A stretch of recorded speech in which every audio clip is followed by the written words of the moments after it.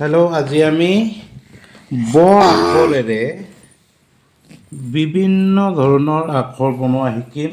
আমাৰ কণ কণ ল'ৰা ছোৱালীয়ে একচুৱেলি ব শব্দটো ব ধ্বনি প্ৰথমতে আহি যায়। ব ধ্বনিৰে আমি লিখিব লাগে,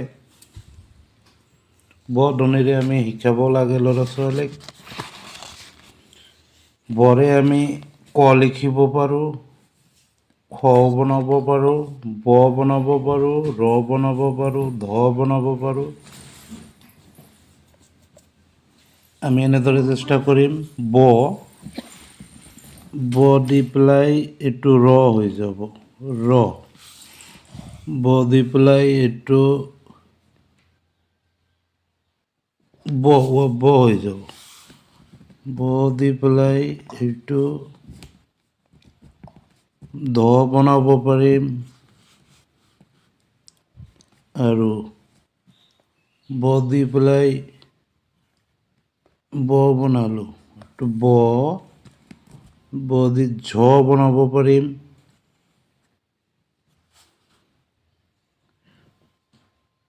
ব দি পেলাই আমি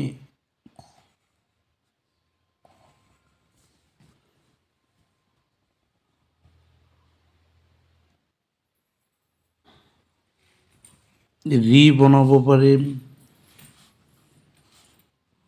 একচুৱেলি ৰি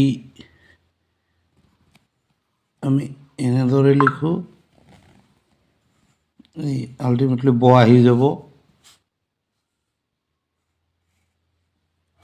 ৰি ৰি। ব দি পেলাই ক বনাব পাৰিম, ব ব লিখিলোঁ, এই যে ক বনাই দিলোঁ। ব দি পেলাই খ বনাব পাৰিম, ব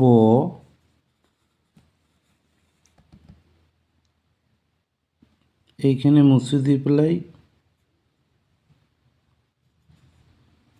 খ বনাব পাৰিম,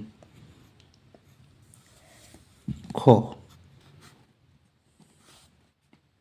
একচুৱেলি এইখিনি মুছি দিব লাগিব।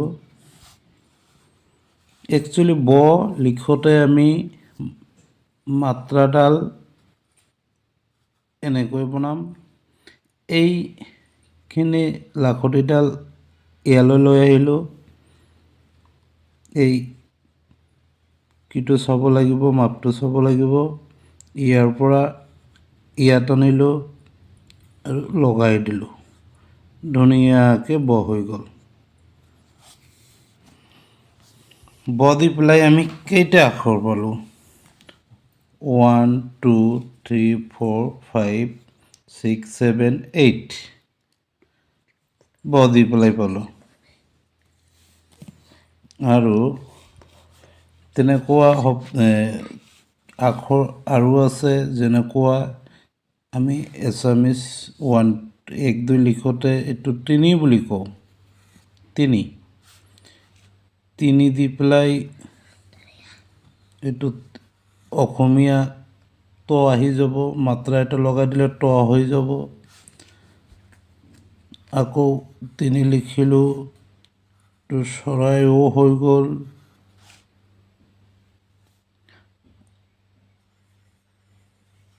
আৰু তিনি লিখিলোঁ, চৰাই আ হৈ গ'ল।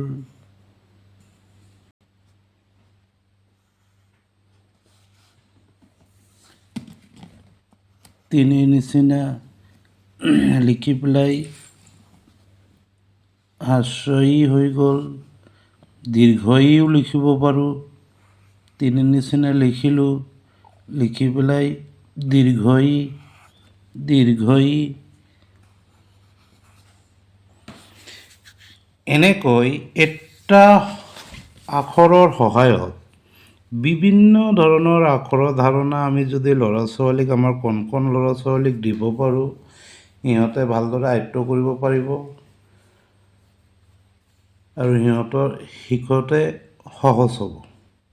আমি চেষ্টা কৰিম এনেকৈ শিকাবলৈ। আজি এইখিনিয়ে।